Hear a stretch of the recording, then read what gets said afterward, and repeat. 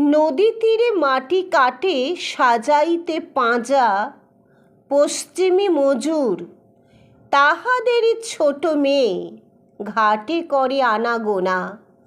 কত ঘষা মাজা ঘটি বাটি থালা লয়ে আসে ধেয়ে ধেয়ে দিবসে শতেক বার।